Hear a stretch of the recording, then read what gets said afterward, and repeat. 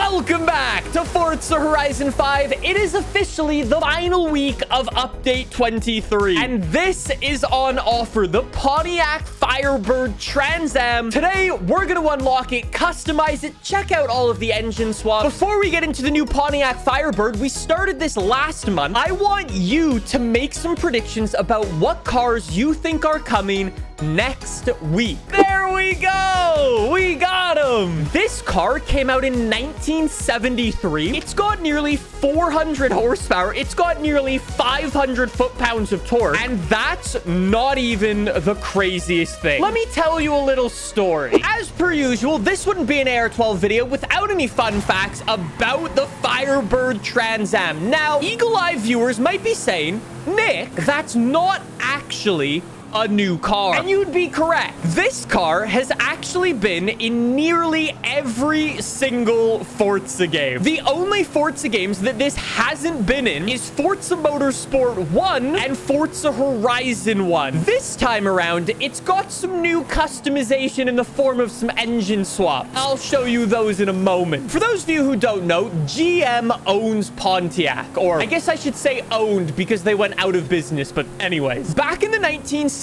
everybody was sort of coming out with like their sports cars and their muscle cars at the time. For example, the Chevy Camaro existed.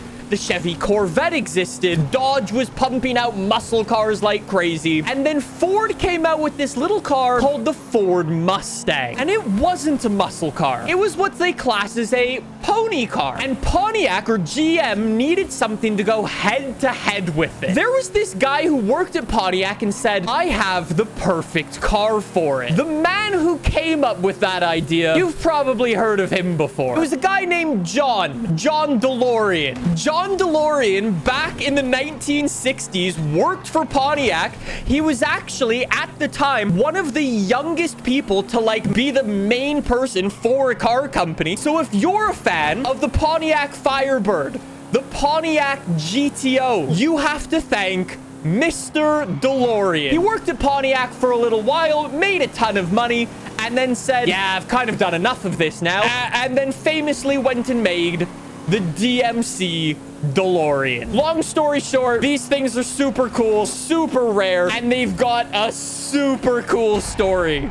Like, that's sick. We might not have won the race, but take a look at our lap time compared to everybody else. Let's jump into some FH5 customization, and I want to show you some of the new stuff that we can do to it, specifically engine swaps. We can swap in a 6.2 liter V8, a 6.7 liter diesel ripped straight out of the Ford F450 dually, so probably illegal. Toss it in this thing. 7.7 liter V12. Chat, is that out of the TVR? A 7-liter V8 with 505 horsepower, Dodge Viper V10, a 7.2 liter V8, and 1,500 horsepower. I think there's only one thing we can do when we've got a car like this right out of the gate. Drag racing. 1,500 horsepower engine is going in immediately. And you know what? It might be illegal, but I'm gonna go all-wheel drive. After that, then we can get a big old race splitter. We're gonna pass on that. A rear wing. Oh, that's actually not too bad. And we can swap a big old blower on it. Drag tires goes on. Make our tires super thick. 275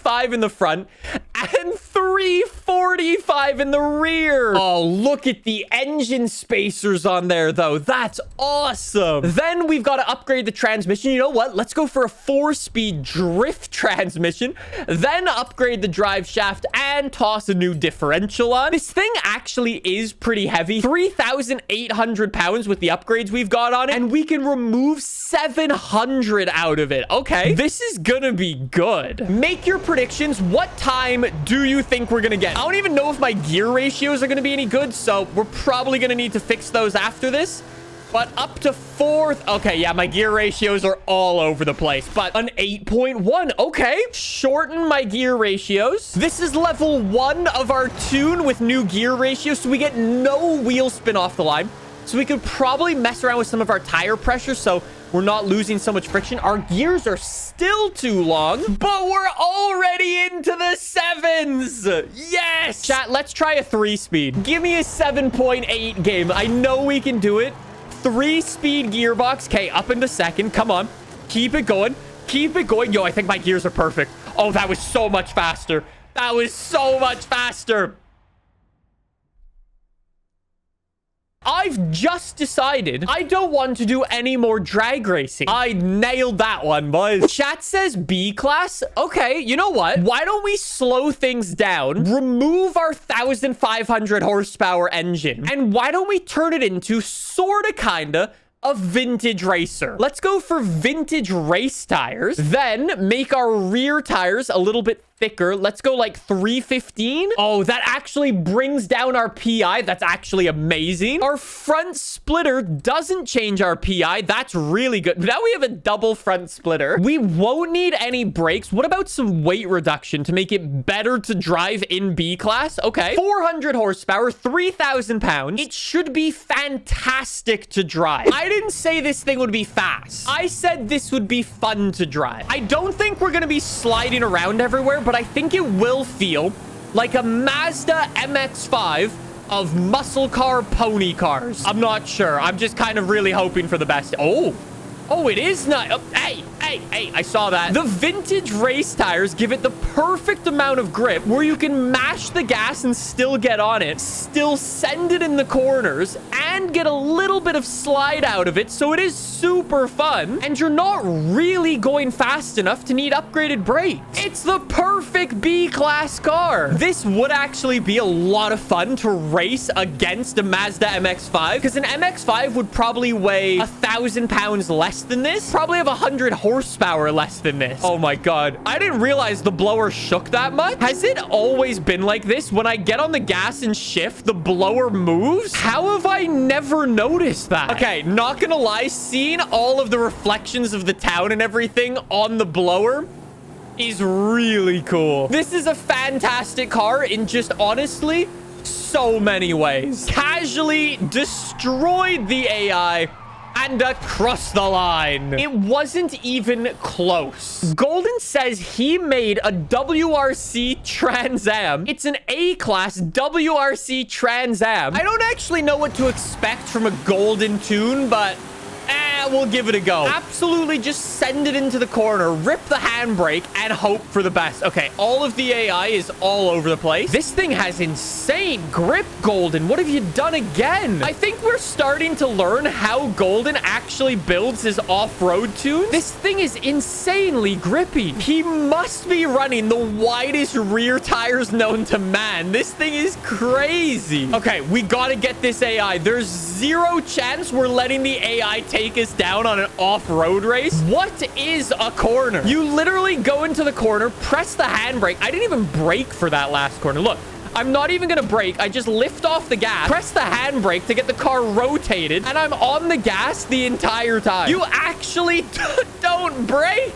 Brakes are in fact optional. What a crazy car. I really wasn't expecting it to be that good off-road, but well done. Honestly, remove the brake pads, remove the rotors. You don't need them. All you need is a handbrake for the rear tires. That's it. How does 1,500 horsepower sound for road racing? Did somebody in chat really just put exclamation point feet finder? Whoa. Moving on. We're fine. 80V1s definitely don't match this car, but I'm a simp for 80V1s. I need to do it. I can get 20-inch wheels. That's actually pretty cool. It might be a bit of a bumpy ride.